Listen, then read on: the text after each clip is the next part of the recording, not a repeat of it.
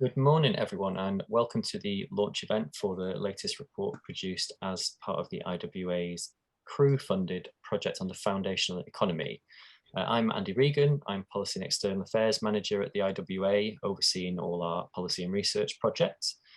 For those who don't know us, the IWA is Wales's leading independent think tank with a long track record of shaping debates and influencing change in Wales through policy research and advocacy. Through our online and print publications, which provide platforms for robust comment and debate, and our agenda-setting events. We're a membership organisation with members across the country and far further afield. We're funded by our members, the events we run ourselves, and independent trusts and foundations. The report and today's launch event will be focused on an area of policy that is rarely at the top of ministers' agendas or splashed across the front pages. But of course, not everything that is important is exciting, and not everything that is exciting is important. So we're talking, of course, about regulation, meaning the rules and requirements that are set by governments and public bodies. And this is regularly a top concern of business owners, and is an important part of the dynamic, but sometimes invisible systems that shape our lives and our places and our futures. Regulation is not just about public safety and consumer protection, but is also a component of economic development policy, which is why the IWA has taken an interest in it and how it impacts Wales's ambitions for a stronger foundational economy. Our report, which will now pop a link into the chat box so you can take a look at it, provides examples of how rules and inspection covering aspects of business practice, such as health and safety, food hygiene, public procurement, and employment, can be disproportionately harder for smaller businesses to understand and comply with. For smaller firms, smaller grounded firms in foundational sectors, one person will often carry the responsibilities of being the founder, owner, and manager of the business. Rules and the complexity of how they are presented works in favour of larger firms who can rely on compliance officers and big legal departments to help them navigate regulation and its implications. So our main argument in the report is that Welsh regulators should develop more relational approaches to how rules are set and enforced, and we'll come on to what we mean by that in the presentations. Who are we talking about when we say Welsh regulators? Well, it would include the Welsh Government, who perhaps don't consistently conceive of themselves as a regulator, as well as their regulatory agencies, such as Natural Resources Wales, for example, and local authorities who act as inspectorates and enforcers. So just as supporting the foundational economy has meant adapting procurement processes and expectations to improve access by local firms, and thereby bolstering local foundational economies, so too should regulation and inspection be delivered in a way that supports firms to become compliant and, in doing so, become better at what they do. With us today, we have Dr. Jack Watkins from the IWA, who is leading our policy work on the foundational economy and who will give an overview of the report and its key messages. We've produced this work in partnership with The Means, a placemaking consultancy with over 20 years of experience of delivering projects in collaboration with businesses, governments, and citizens. Peter Williams, the founder and managing director of The Means, will be joining us to share some reflections on what they learned from engaging with businesses across Wales. We're also pleased to be joined by Dr. Llyr Gareth, Head of Policy at the Federation of Small Businesses Wales, who, along with his colleagues, has worked to raise the profile of this policy issue over a number of years. Thank you both for joining us today. A little bit of housekeeping before we crack on. We will be devoting around 15 minutes of the session today to questions from the audience. If you look at the small menu at the bottom of the screen, you should be able to see a chat function.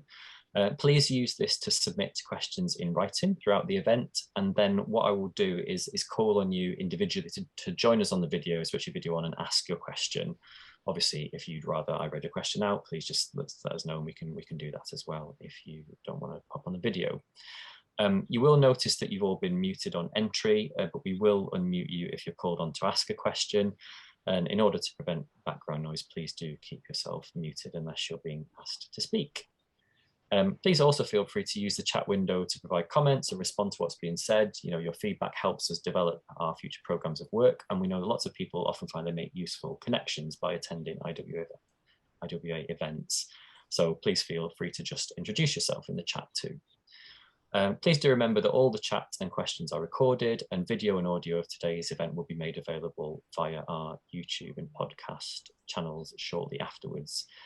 if you feel inspired to tweet, you can at us. We are at IWA_Wales, and we suggest using the hashtag foundational economy so other people can find your tweets if they're interested in that. So I'm going to hand over now to Jack and Peter to talk us through the work. Jack, I've touched on it, but can you start by telling us a bit more about your project as a whole and why we chose to focus on regulation? Over to you. Thanks very much, Andy. Thank you. Thanks everyone for joining us today. It's really great to see so many people. You know, it's as Andy said, it's a topic that isn't necessarily the first one people think of, and it's just really good that we can shine a little bit of light on it, really.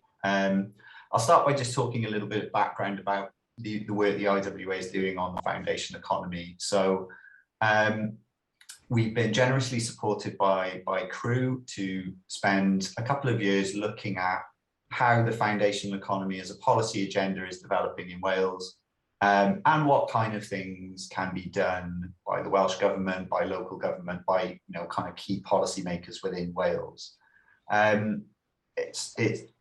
People who follow government policy would have noted, particularly over the last period of government, that the foundational economy has been a key feature of Welsh Labour's approach to economic development. And it's also central to a number of other policy aims as well, particularly improving access to social care, improving access to housing, and decarbonisation as well. So it's a kind of, it's been treated in part as a policy lens through which to look at all of these different problems and find ways of contributing towards them that actually capture more economic development benefit within Wales. But key thing to say about our work is that the foundation economy is a developing area. It's relatively recent. So really what we're trying to do is explore the various different policy areas that the Welsh Government and other policymakers here have control over, and to try and identify what kind of levers they can use to achieve the aims that they're looking to achieve. So we've already produced a report previously on business support programs, looking at programs, all Wales programs like Business Wales, looking at the Development Bank of Wales. We're going to be doing work in the future over the coming months, looking at Wales's innovation systems and skills systems, and whether those are being designed and operated with the foundation economy in mind. And with this piece of work, we've chosen to focus on something which, as we've sort of alluded to, is really a key part of a strong component of economic development policy, but something that's not necessarily always seen that way. So Andy's touched on this a little, but what do we mean by regulation? It is about rules. It's about rules being set by government, by UK and devolved governments, and by regulatory agencies, some of which are at a UK level, some of which are Wales-based. And also, as we've already suggested, local government has actually a very strong role to play in regulation, both as a kind of as setting rules in certain instances and setting policy, but also acting as the kind of front line. And one theme that we'll come to throughout talking about this work is that as in many other areas of policy, the responsibilities and the duties that local government are being given don't necessarily match up with the resources that they're being given. In terms of why regulation is an important policy area, why it's important to economic development, I think it's important to avoid maybe there is a kind of simplistic narrative about regulation presented along the political spectrum, which is that the political left wants to regulate and the political right wants to deregulate. I think what we've tried to do here is to explore some of the nuances in between that. What we found, and I think the key starting point for this work, this is something that comes up in business service surveys regularly. Half of businesses in Wales see regulation as their biggest challenge. Some businesses see it as a bigger challenge than competition. It's a bigger challenge than trying to recruit and retain staff. So for businesses, particularly small businesses, in their day-to-day lives, this is one of the first things they think about. It's one of the biggest problems that they face. So that alone sort of sets out a context whereby it really does need to be thought about, not just as sort of individual rules, individual regulators, but really as a kind of cumulative effect that it has on businesses. Some important contextual factors in recent years. Obviously, the devolution settlement has an impact on regulation. It is seeing more powers being transferred to Welsh Government and to Wales-based bodies. But also Brexit, and Brexit offers an opportunity to think about regulation differently. That some people see that as an opportunity to explore deregulation. What it means in the sort of immediate term is that there are thousands of regulations that were resting at the European Commission level that are now going to be coming to Wales, some of them via the UK, some of them may stay at the UK, and there's a whole separate debate to be had around that. But ultimately, there will be more regulation being set within the UK and within Wales. However, perhaps compared with the European Commission, which has quite a detailed, complex policy framework around how regulation is set, how you balance the interests of creating a clear regulatory system that protects consumers and protects citizens with, at the same time, not creating a system that is burdensome on businesses. At the European level, there's quite a complex policy framework with various systems in place to kind of encourage rule setters to have these kind of conversations and to take this analysis.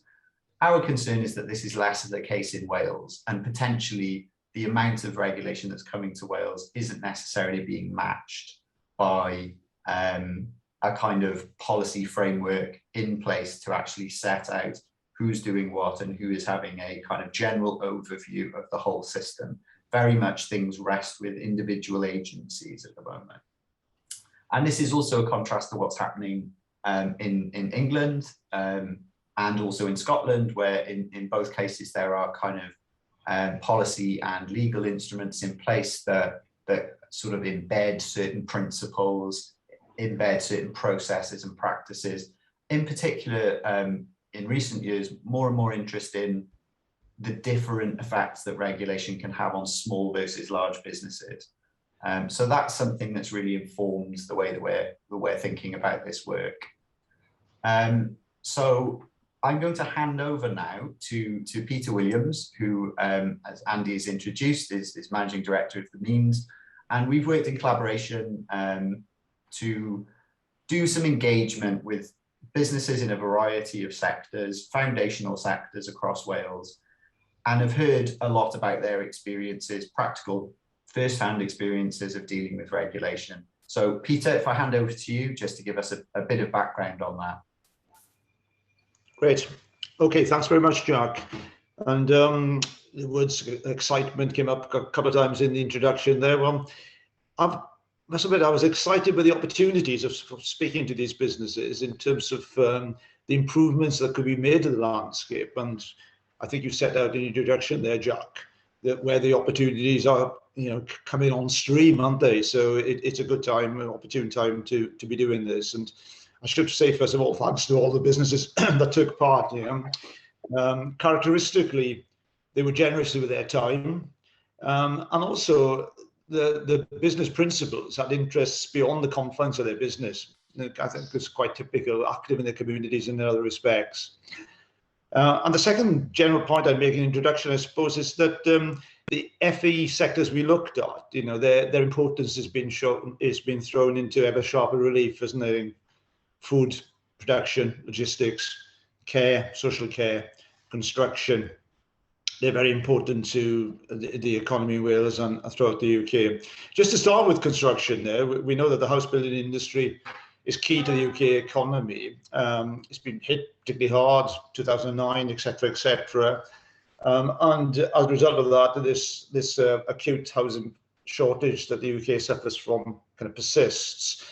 But I was really interested to learn that whereas in the 1980s, SME builders built 40% of all new homes, by 2016, this percentage had fallen to 12%. I can remember when almost every small town in Wales had its kind of house builder, and now there's only kind of 12 across the whole of the South Wales region. Volume builders haven't taken over their previous role. Social care, very topical in the news last week, wasn't it? Another proposal to fund it in a slightly different way. Secure and sustainable funding, obviously a key consideration, but so is the quality and viability of the delivery mechanisms, and I'll come to that in a moment. And then food production, a slap back in the date, the current logistical difficulties, the experience of COVID made us much more aware of the benefits of locally sourced products. So 3 key sectors are the main sectors we looked at. We looked at manufacturing a little as well. So what is regulation doing to help or hinder the progress in those sectors? I think this has kind of already been said, but I do just want to repeat it, that no company we interviewed wanted or expected widespread deregulation.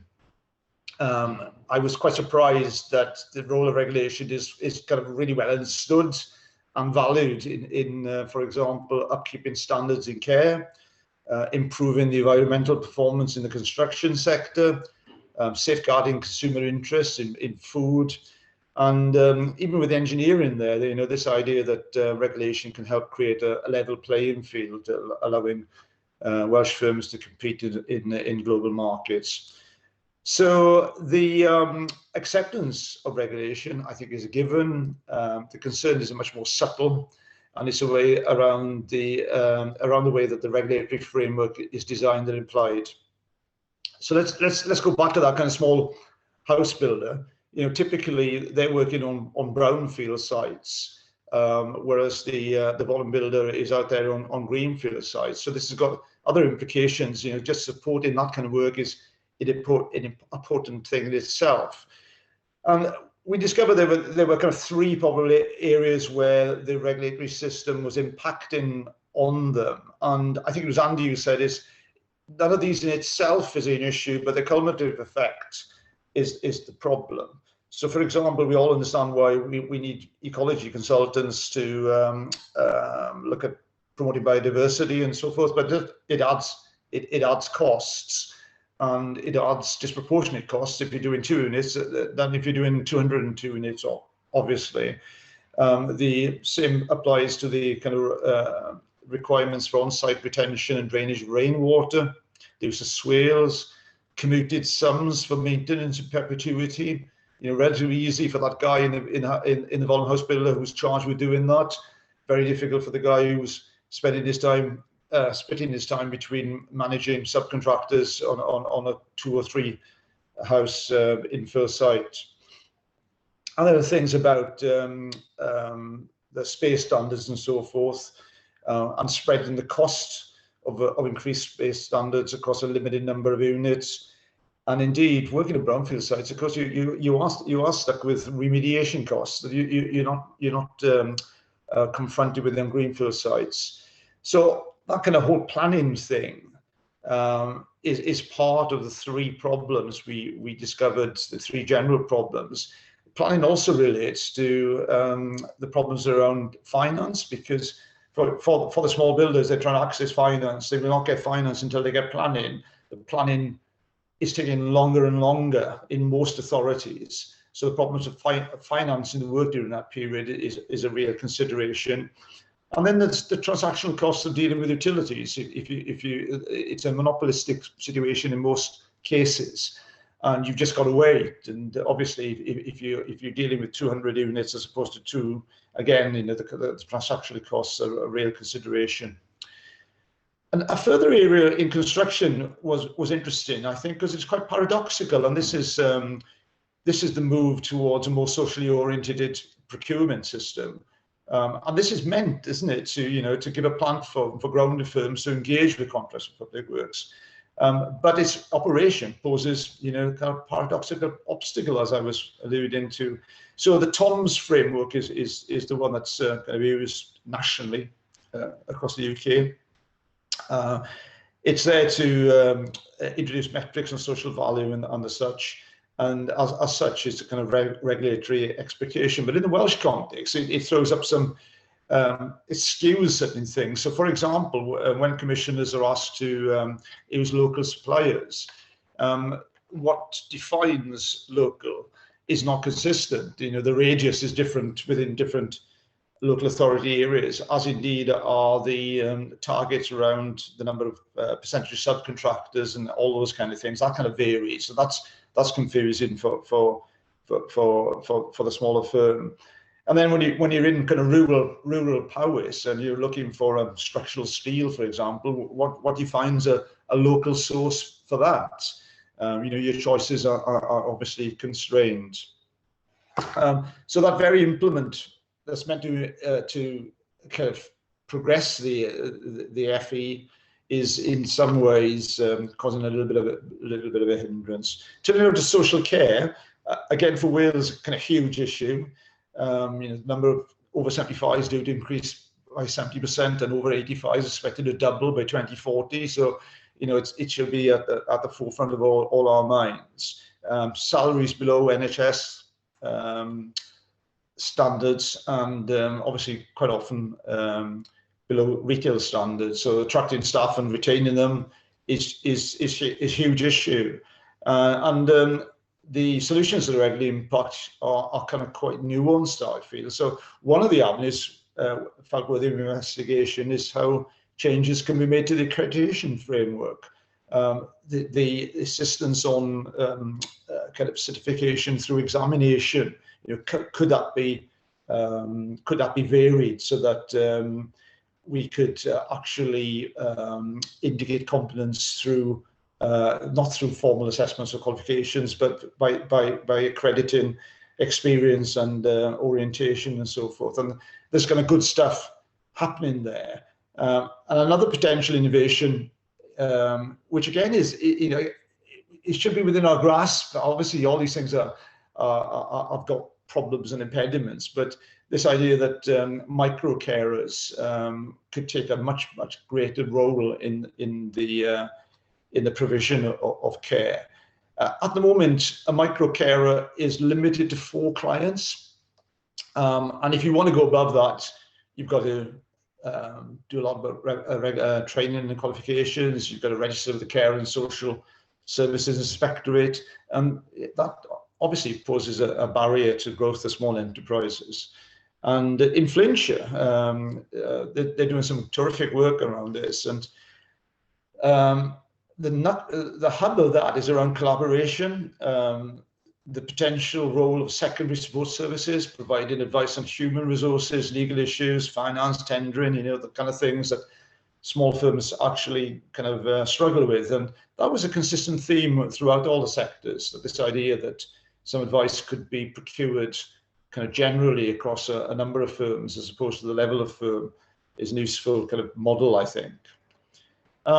Turning to food production, I made those points earlier on about how we're all, if food miles didn't grab us as a concept, the whole thing about not being able to get things during COVID has brought the weakness in the chain of food provision to the forefront of debate.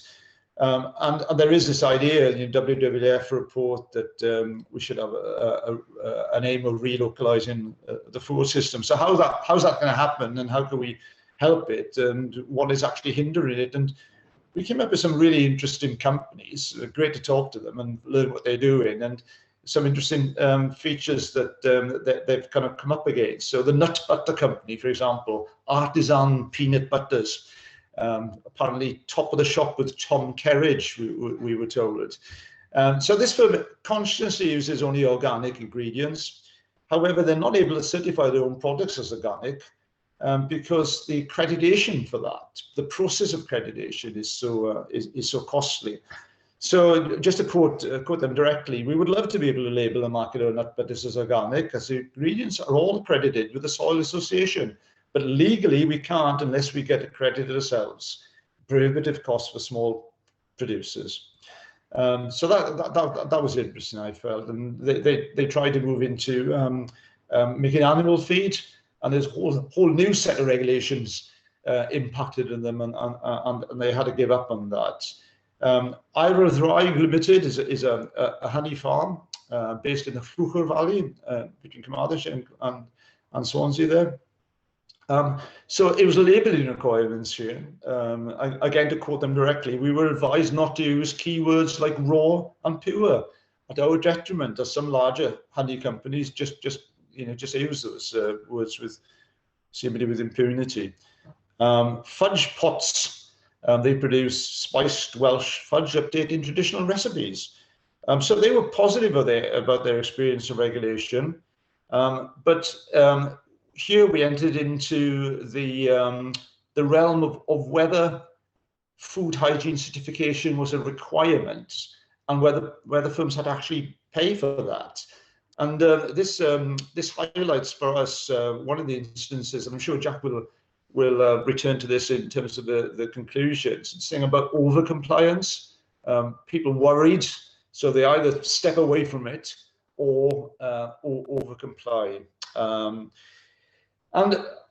going back to the theme I said in the construction about about this idea of joint back office, we came across 025, which based in Cardiff Metropolitan University, and they provide technical support to food businesses around food safety and supporting regional firms to gain this safe and local supplier approval status. And this model of collaboration, developing shared back offices, we spoke to the Wales Cooperative Centre, and they talked about secondary co-ops and cooperative consortia. So I think it's really some mileage, and hopefully this report will push the thinking forward.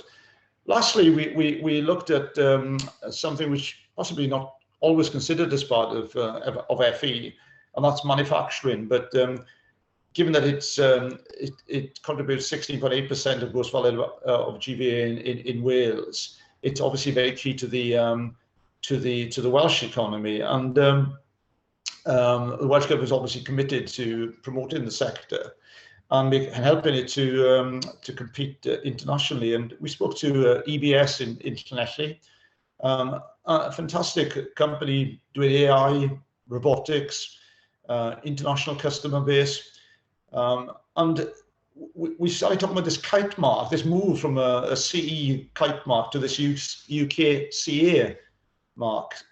Again, the fact that this is a quality assurance kite mark helps them compete, but the way that it's applied and the lack of practitioners in thinking about the way it applies and the timescales for such things is the kind of irritant, if I can put it there.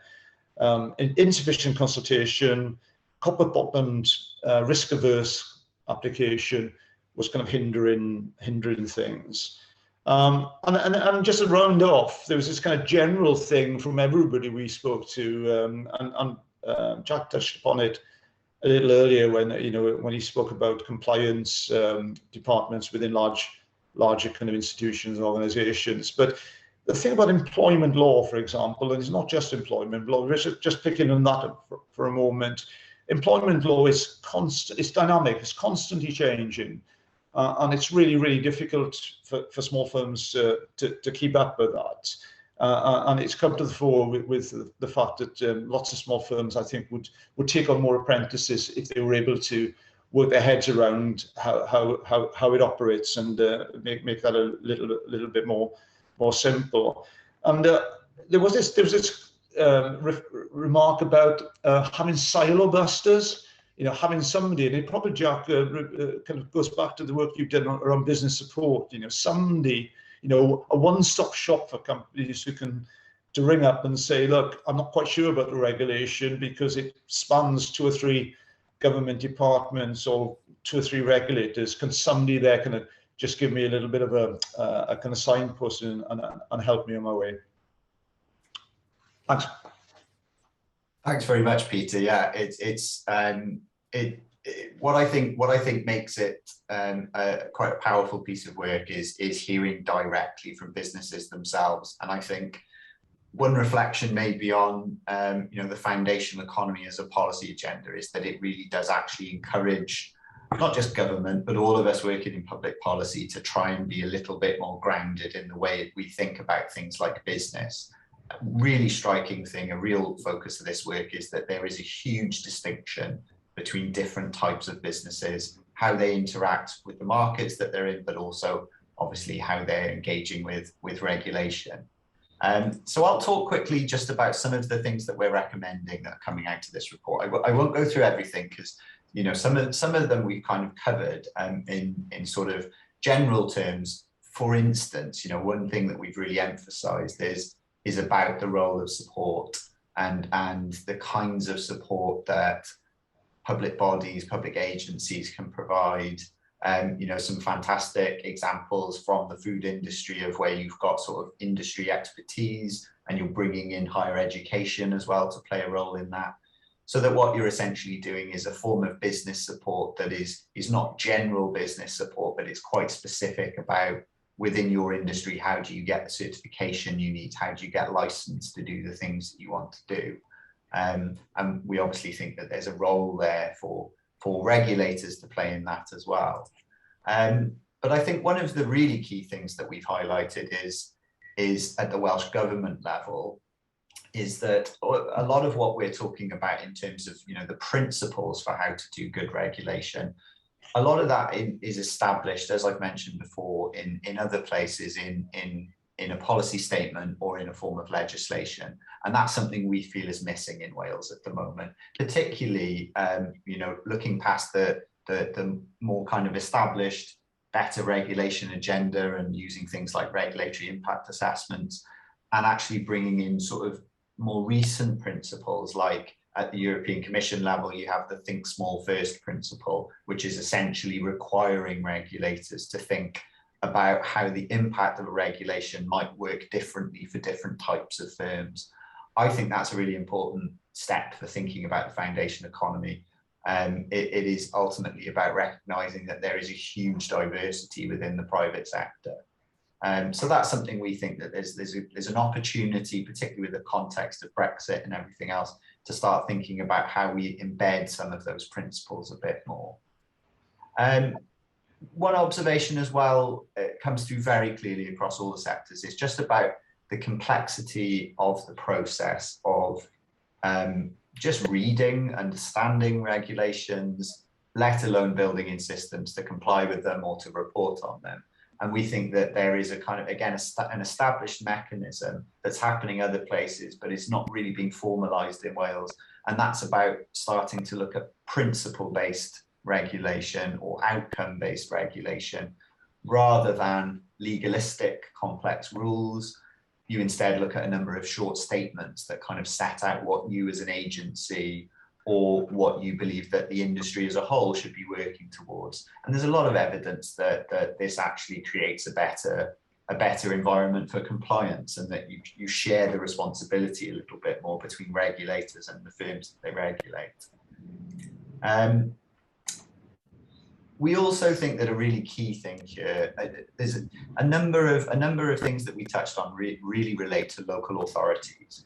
We talked about the planning system and changes in the way that it's applied potentially that can be done at a local authority level. In terms of social care and in terms of micro carers, there's an important role for local authorities to just really build relationships and to make sure that referrals are going out and that applications for procurement are coming in, and just making sure that those relationships are kind of going both ways.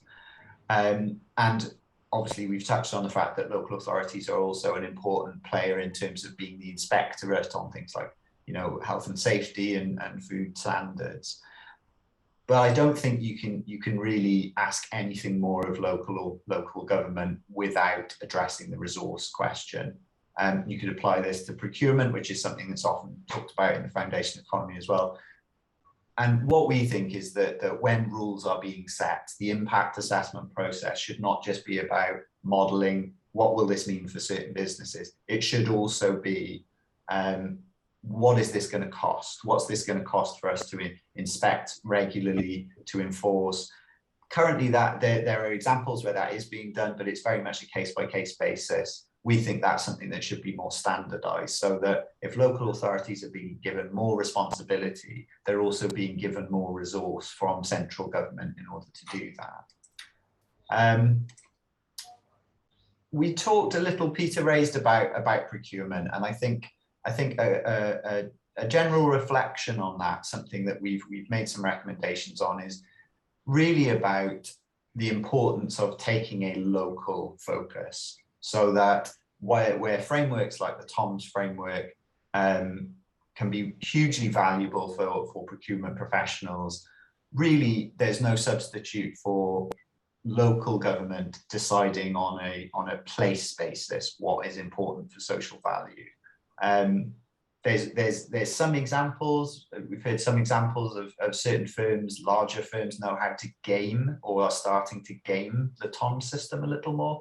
So they're starting to identify where there are sort of key metrics they can meet by making certain commitments and not necessarily fulfilling those commitments in a way which is local.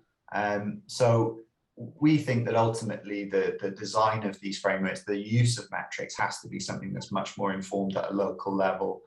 That means engaging with citizens. It also means engaging with your local firms so that those firms who maybe don't, have their own barriers to accessing procurement can start to understand a little more about how that process works, and also contribute to how you understand social value. You're not just defining social value and telling them to go and fulfill it. You're kind of defining social value, all of you together, much more collaborative process. So you can obviously see the full report on our website. We've added a link into the chat if you're interested in looking now.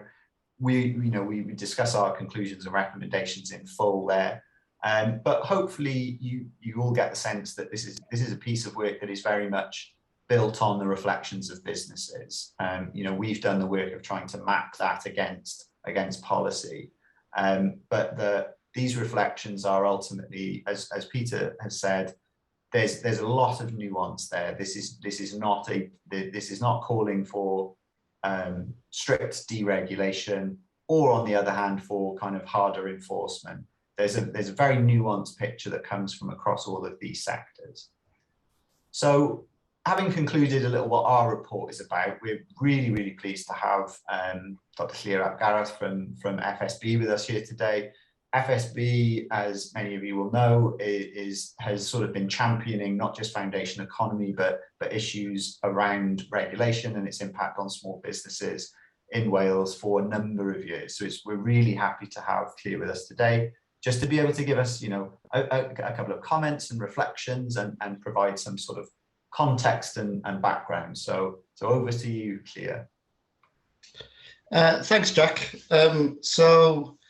Yeah, it's just to start with, I think it's an excellent report, and it's music to our ears in terms of the things that you're saying here as well, in terms of that it reflects lots of what our members have been telling us, both anecdotally, but also in surveys over the years. Clearly, as you said, regulation is not the most sexy of subjects, and my idea of, wanting to do a few reports under the title Joy of Regs has fallen on deaf ears in FSB, sadly.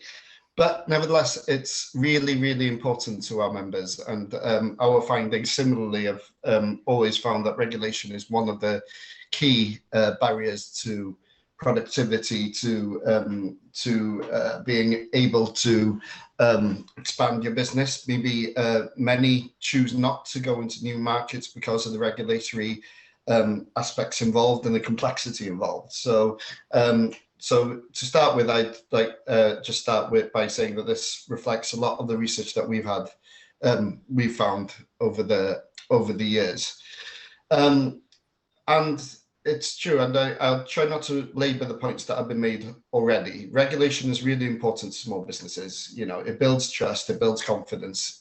At its best, it provides a level playing field with bigger businesses.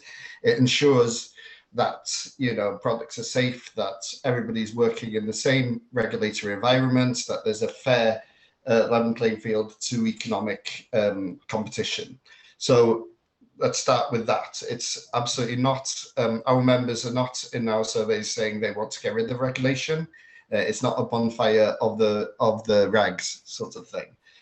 Similarly, I'd like to make the point again that small businesses, as you can imagine, one person has to understand everything on regulation, but also across all the other aspects of the business in many of these businesses, particularly the ones where we're going to the micro level, which is under 10 employees, but even under 50 employees, you're looking at businesses who don't have their own dedicated HR departments. They may have to outsource it, which has a cost in terms of on some of the more difficult and complex aspects. So it's important, therefore, like, as you mentioned, the think small first is something we've been championing for quite some time. Governments, and this is not just Welsh government or even or UK governments alone, but most governments seem to look at regulation and think of the impact in terms of business as big business, and then regulate accordingly.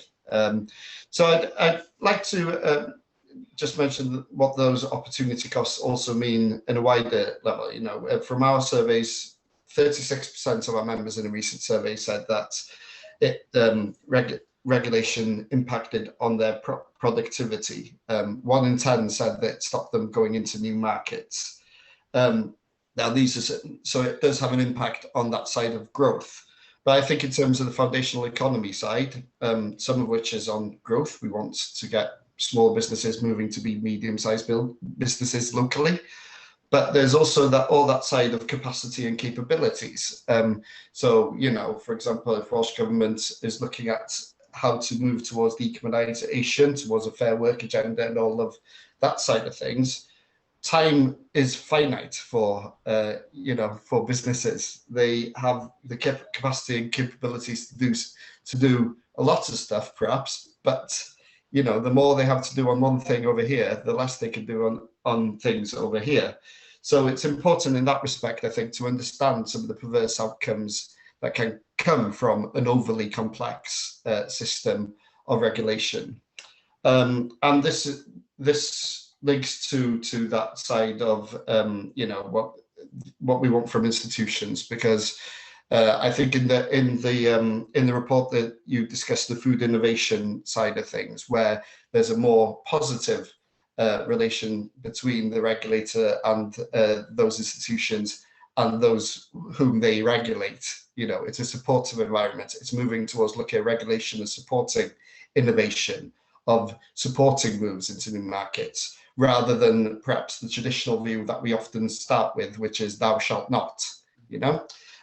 So that's a side we think that is important to keep in mind, and that links to, you know, what economic development is all about, and seeing regulation as being intrinsically linked to economic development rather than something that stops and hinders firms doing stuff alone. There are times, obviously, when thou shalt not is important, but there are times when it can be a problem, I think.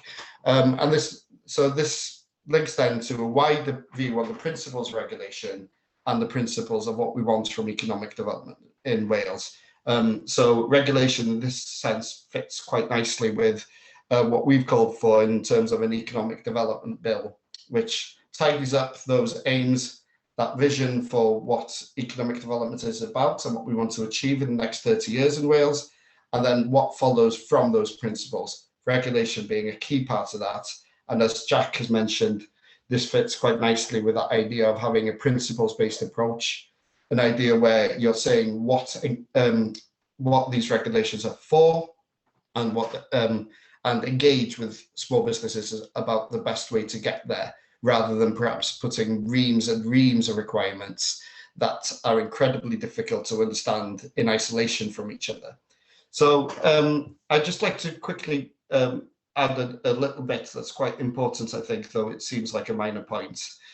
We've discussed regulations and perhaps the amount of them, but possibly there's a need to differentiate between the regulations, which businesses quite understand, and small businesses find can often be too, you know, are helpful to them in providing a level playing field, versus the requirements that regulation require, you know, the requirements that are needed to be made of businesses. So one regulation can lead to tens, hundreds of requirements, and it's often at that level that we find that the complexity comes in, and those requirements are in fact the parts that take up all the time, where there's a need to report on them, where there's a need to be, you know, compliant with them.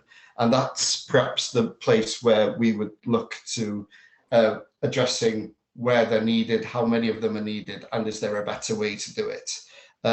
So finally, just in terms of something we've called for, and I'll just share the link to our recent report on this, which is called Escaping the Maze, which probably gives you an idea of how we view our small businesses seeing the regulatory environment. We've called on the UK government, and there's nothing stopping Welsh government from looking at a similar angle, to follow the British Columbia model of looking at mapping all the requirements that are in place. British Columbia found there were 380,000 that impacted on business, and then looking to cut those requirements by a third. Now, the point of this is as much to free up space to map out what's there. It's actually a really useful exercise for regulators and public institutions, all the public bodies, to do themselves, to understand what's there and exactly how they're approaching it.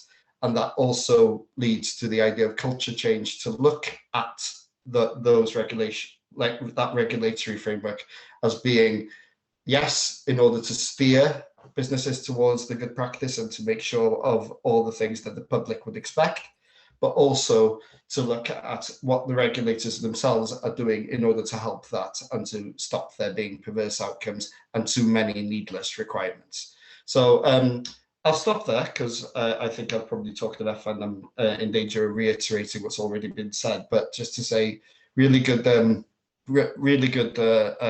reports, and I welcome IWA to the to the small business obsessives on regulation. So nice to have you here.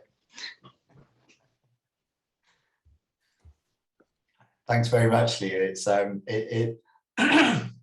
it is striking. I've said it already, and we'll just say again. It is striking that an issue that, when you take a sort of a group within the population, small business owners, and you see an issue that is so important to them, that is maybe not quite getting the attention or having the kind of infrastructure and institutions around it that we would see in terms of other areas, other potential interest groups. So it really is. It's important work that the FSB has been doing.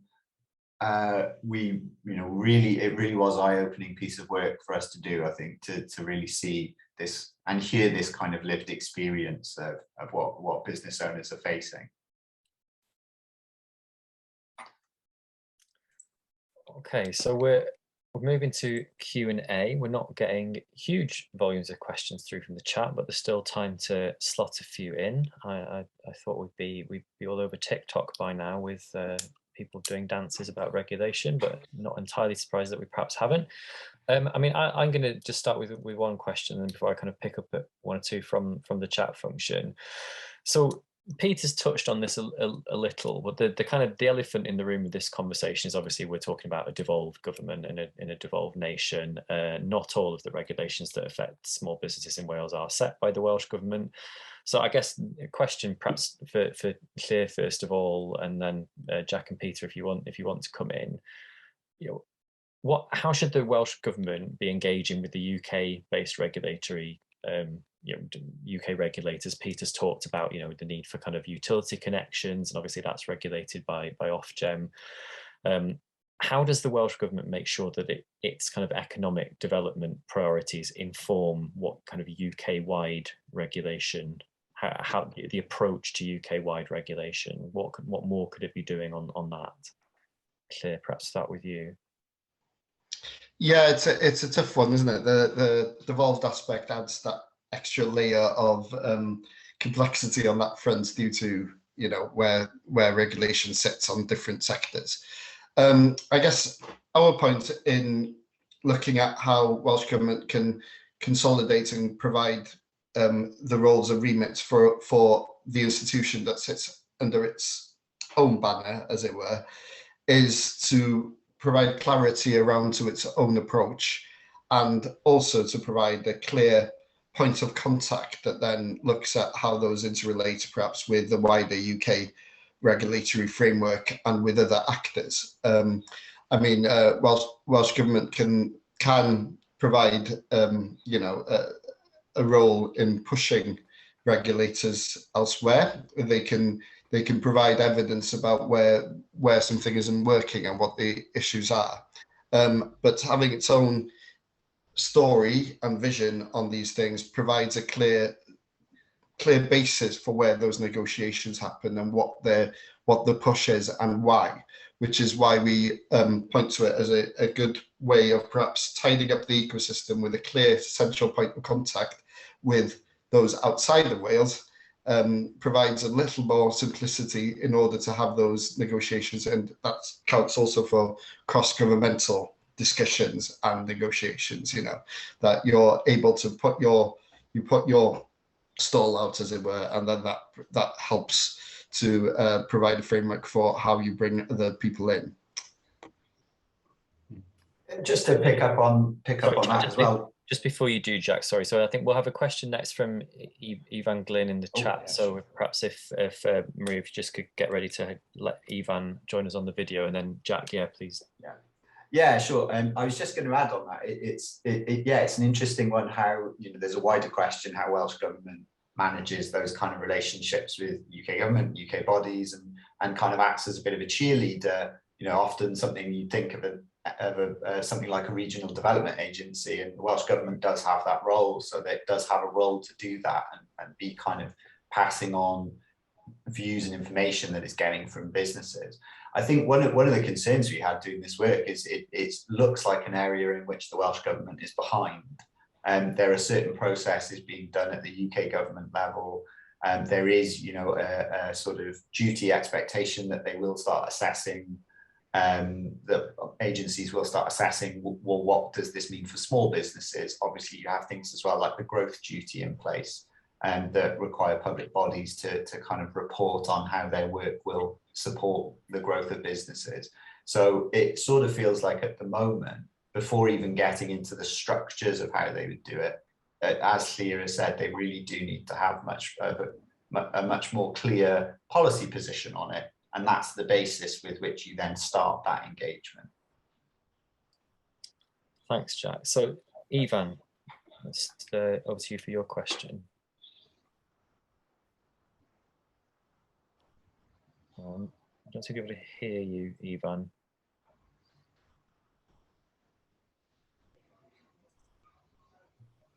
So I'm not sure what's going on. We can't hear you. Yeah.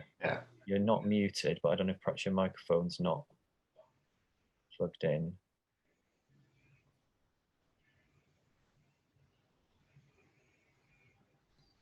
Okay, sorry, Eva, I'm not sure what's going on there, but I'll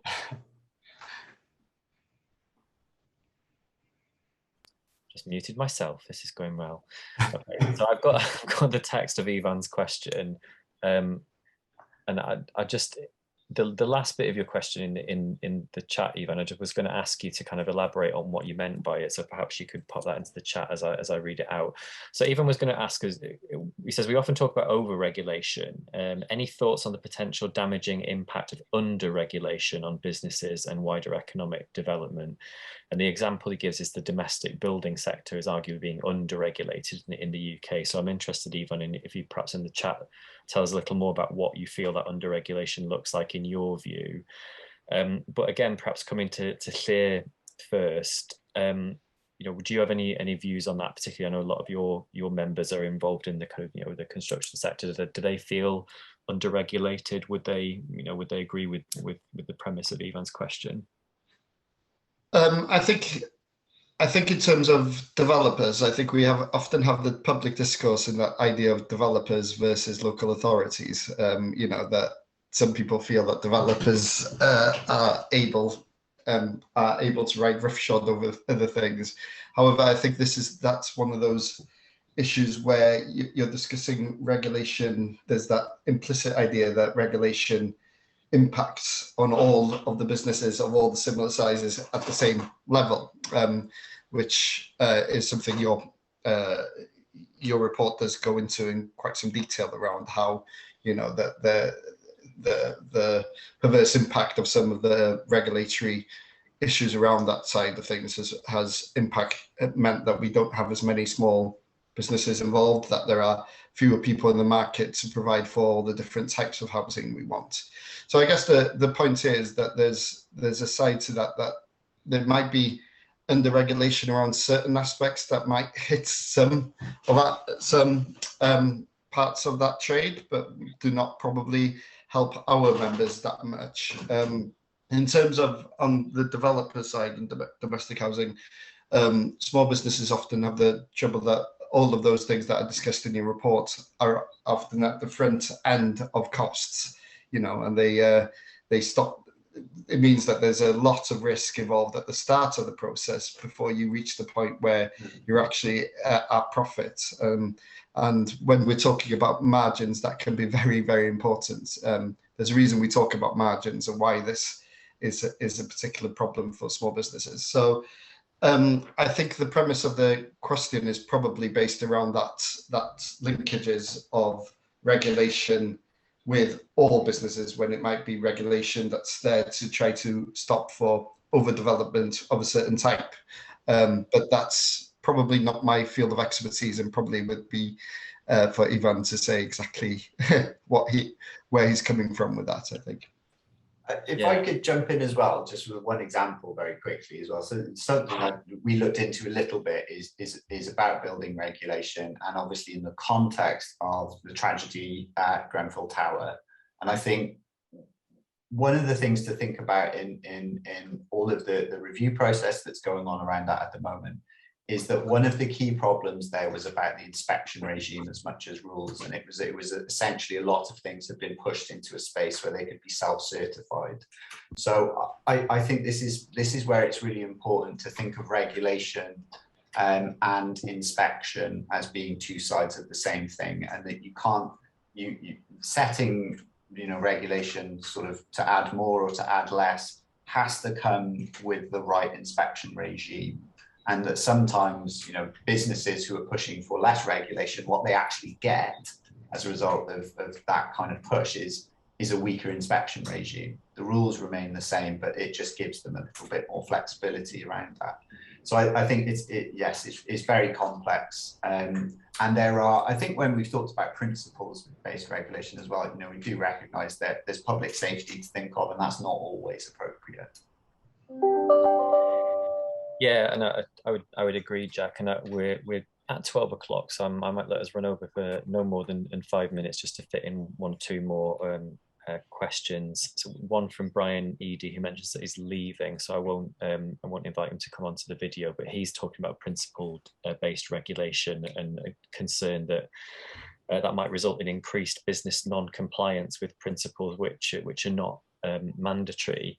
Llyr, you touched on this in one of your earlier comments, but one approach to kind of principle-based regulation is actually having a kind of anticipatory and enabling framework which actually incentivizes better compliance with the principles rather than the thou shalt not approach, which I agree is appropriate in some circumstances.